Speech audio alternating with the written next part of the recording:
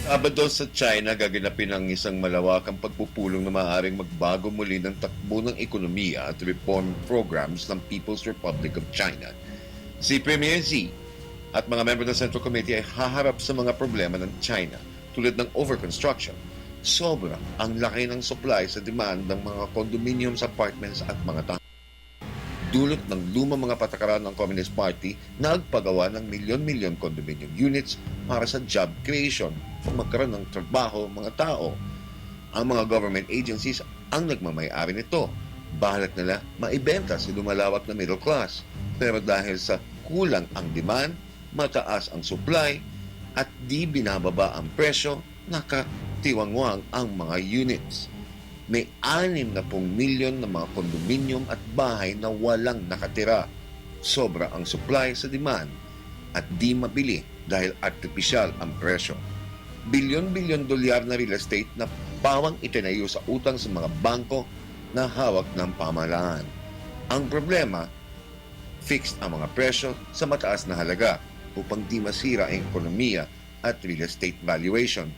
Sa ngayon, tinitignan rin ng Chinese government na kung magkaroon ng problema sa paggawa dahil ang mga plano ay dulot ng pagsasangkot ng mga local officials at daan-libong mga cooperative officials na maaari nagkaroon ng mga illegal na commission sa bawat proyekto. Isang corruption at finances na kung di maayos ay mas malawak, mas malaki sa Europa at US financial banking crisis. Sa plenum nito, muling pag-aaralan din ang ekonomiya tulad ng mga programa ng land reform upang ang mga di-okupadong mga gusali ay magkaroon ng mga mamamayan na nakatira sa mga lungsod na halos ghost town. Ang pagpalawak ng banking sector, ang liberalization ng interest rates, mas open na foreign exchange rate. Ayon kay President Xi, kabilang din dito ang financial reform system, pagpapalawak ng Social Security, kasama ng reforma ng state-owned enterprises at promote ng innovation at pag-atras sa paggamit ng coal-fired power plants sa China at palitan ito ng mga green technology na pangunahin kailangan nilang ma-develop.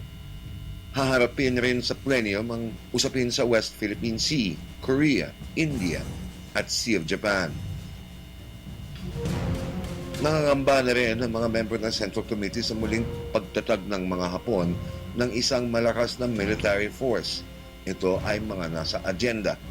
Pero hindi ito ang domestic issues ng China ang pangunahing tampok ng usapan. Para sa Telebisyon ng Bayan, Mike Cohen, para sa PTV News.